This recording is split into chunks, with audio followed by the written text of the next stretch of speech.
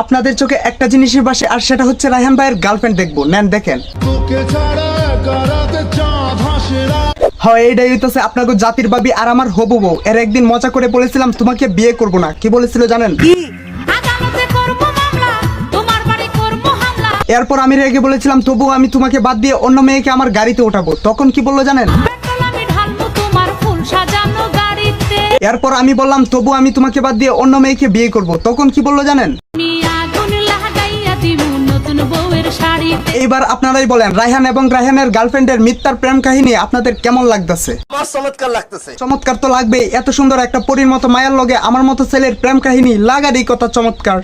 একটা মিথ্যা নায়কের উত্থান শুনলে আমার চ্যানেল, আমার পেজ, আমার গার্লফ্রেন্ড, আমার ইচ্ছা। আমি এখানে যা ইচ্ছা তাই করব। ওইটাই আপনাদের নিতে হবে। এই ডিশটা এখন আমি নিতে পারবো না, তুই যা। না নিতে পারেন তবে 2024 সালের এই প্রথম কোন রুস্টার তার রুস্ট ভিডিওতে কাউকে রুস্ট না করে সরাসরি প্রপোজ করতে যাইতাছে।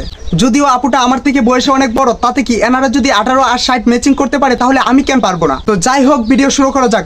মুশারফ ভাই সালাম দেন। আমি প্রতিদিনের মতো আজকেও টিকটকে ঢুকেছিলাম টিকটকে আবাল খুঁজে রুস্ট করার জন্য। কিন্তু ভাই বিশ্বাস করেন, দেশটা এতটাই উন্নত হয়েছে যে টিকটকে কোনো আবাল খুঁজে পাইতেছিলাম না রুস্ট করার জন্য। তাই আমি অভিমান করে টিকটক সিরিয়াখানা থেকে আসতেছিলাম। সেই সময় আমার অভিমান ভাঙালেন ইনি। এনাকে দেখার পর আমি বুঝতে পেরেছি পোলাপাইন কেন সিনিয়র আপুদের প্রেমে পড়ে। আমি না এনার মন পাড়ায় থাকতে চাই। মুশারফ ভাই একটা কথা বলি ভালো। আমার না এনার নাম্বার লাগবে। কেউ কি ম্যানেজ করে দিতে পারবেন? মানে আমি নায়ক আর উনি নায়িকা। একটা মিথ্যা নায়কের উত্থান শুনলাম। জীবন ভরা ভাই টিকটকারদের দেখে মাথায় শুধু রাগেই উঠছে। কিন্তু এই প্রথম কোন টিকটকারকে দেখে মনে শান্তি পাইলাম, যাকে দেখলে দিলের ধড়কন বেড়ে যায়। আমার মতো মুখে হাসি নিয়ে একটা পরীর মতো মায়াকে নিয়ে বিয়ের স্বপ্ন তো দেখাই যায়।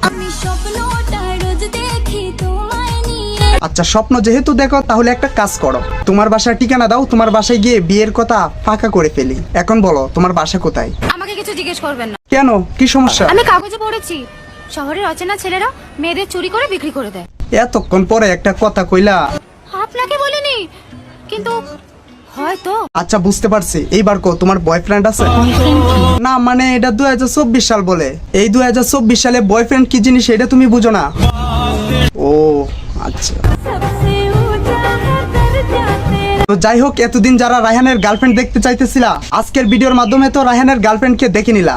এরপর থেকে কোনো মেয়ে আমার দিকে নজর দিও না, কারণ আমার গার্লফ্রেন্ড আমাকে নিয়ে কি বলে জানো? আমার বিএফকে যতই এসএমএস করে পাঠানোর চেষ্টা করো না কেন, একটাই কথা বলবো, যতই ঘুরি ওড়াও রাতে, আমার হাতে।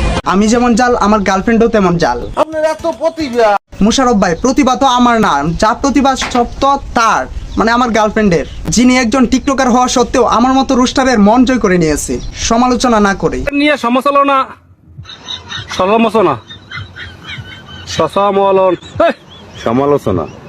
সমালোচনা। তো ভিডিওটা কেমন হয়েছে সবাই কমেন্টে অবশ্যই জানাবেন। সবাইকে অসংখ্য অসংখ্য ধন্যবাদ যারা এই ভিডিওটা দেখছেন। আর অবশ্যই আমার ভিডিওটা লাইক করবেন, কমেন্ট করবেন এবং সাবস্ক্রাইব করে যাবেন। ধন্যবাদ সবাইকে।